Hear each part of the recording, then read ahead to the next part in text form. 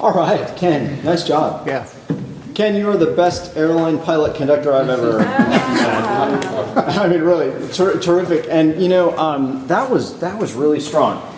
I think I'd like to go back to a couple things. The beginning of this was outstanding. When you got to the chorale section,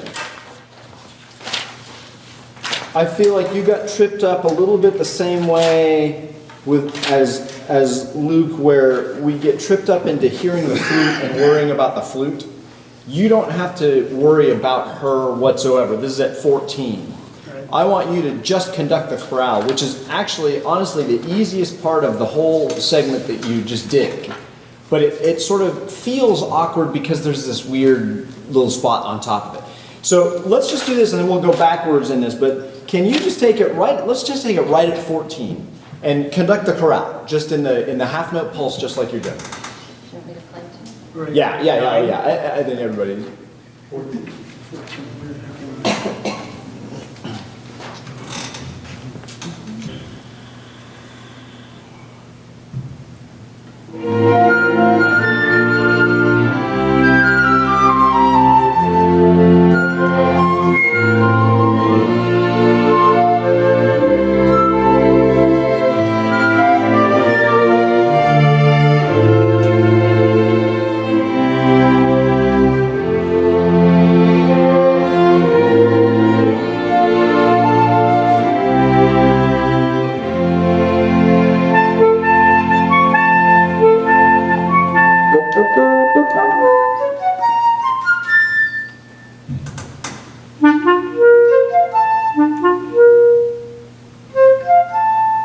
Good, yeah, good.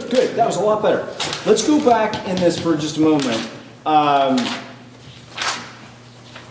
Let me ask you how you feel. Were you feeling nervous about this? Yeah, I'm still wearing my leg braces.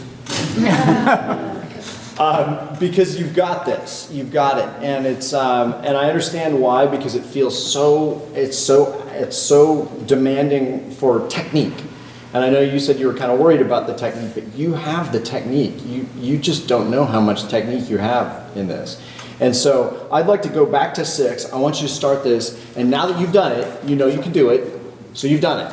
So do it like you're just have a little bit of fun with it this time, and be in command and be in control of it. Like you're flying that plane. I mean, you're flying the orchestra here. They're going with you. They're solid. They're not gonna fall out from underneath you any more than the plane's gonna fall out from underneath you. So you just steer it and let it go. So just give it a try from the beginning here.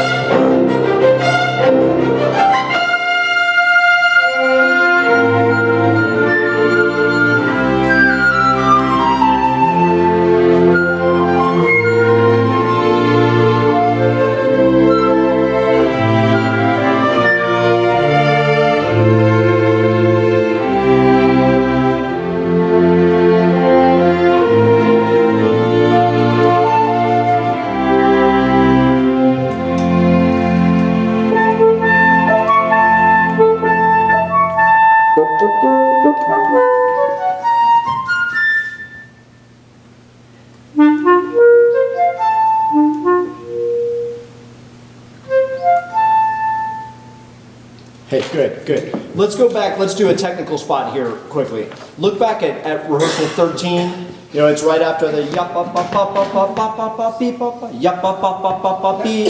Do you see that 2 bars before 13, Ken? 12, 13, yes. Okay. I'm going to suggest that you go into beating quarter notes right there, 2 bars before 13, which I think you wanted to do. I think you kind of just forgot to do. And then just keep that quarter note pulse going for this next little chunk. I think it will help keep things a little bit squared off. Can you take it right there? Can you start it right there?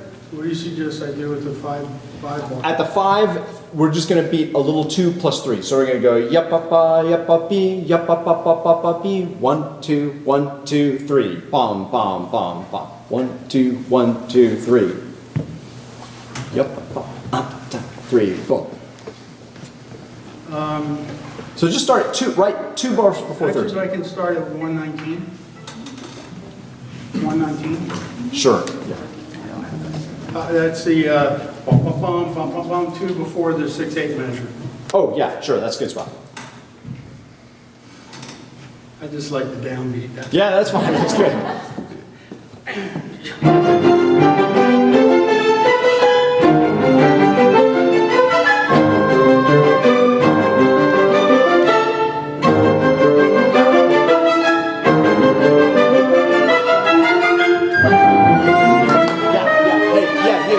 That's the idea. You got yourself mixed up just because you're changing an idea, and it's going to take a couple minutes for that to all sink in. But you actually did the 5 bar just perfectly, and then the next 4 bar just kind of threw you out. And you just, I know this sounds weird to say, you just ignore the musicians here. You just play pulse and let them do the work. Because we don't have to do the work. We just give the pulse at this point. And so just give a yumpa, yata-ta-ta-ta-ta, yapa-pa-pa-pa-pa, you don't even have to play the accents. I mean, in fact, the less you do and the more just clear pulse you give, the better off everybody else is. So let's take it this time just 2 before 13. Yapa-pa-pa-pa-pa-pee.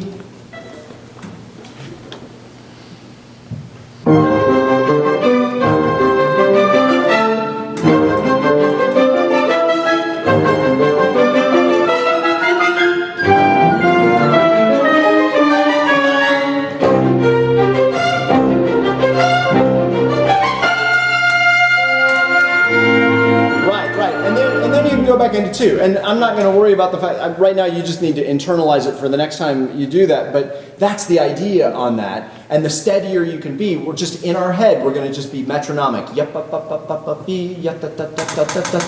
got the 5 bar, which is the hard part. So the rest will come, and then you go back into 2, just like you were before.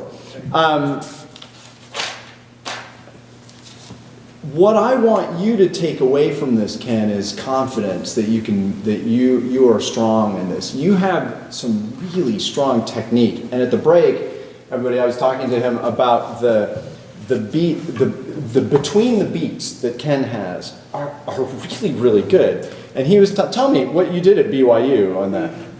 They came out with a rubber band, and they put several rubber bands together, big one on the bottom, big one on the top.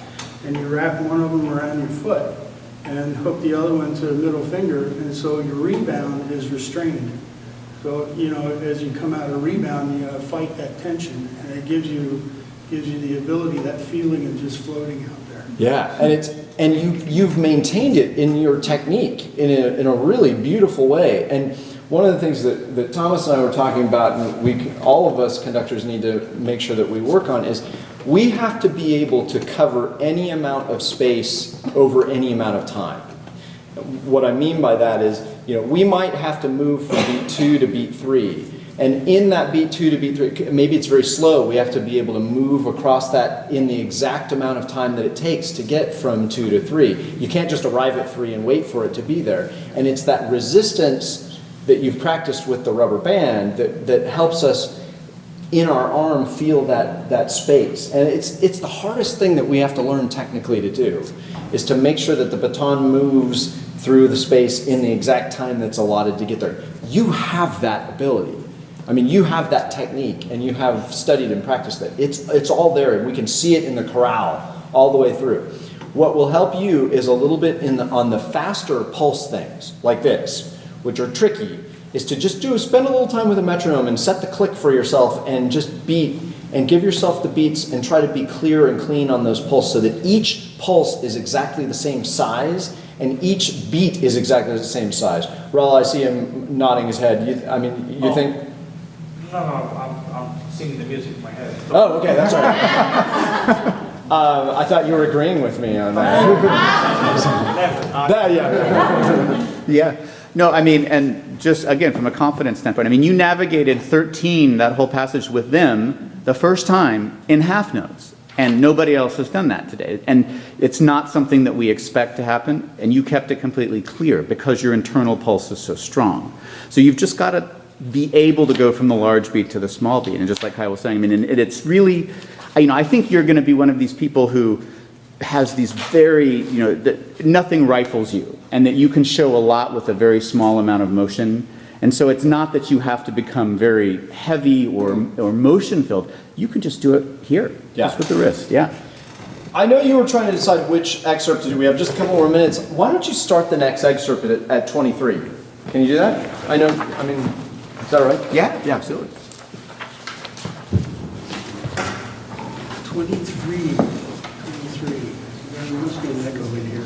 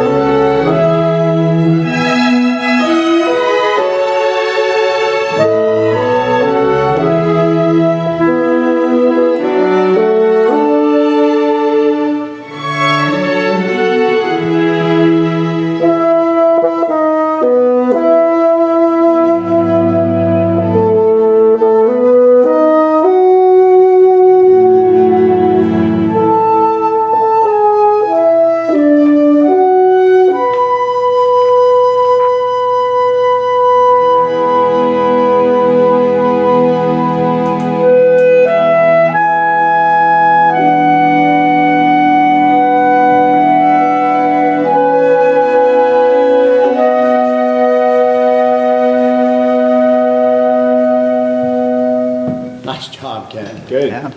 Yeah.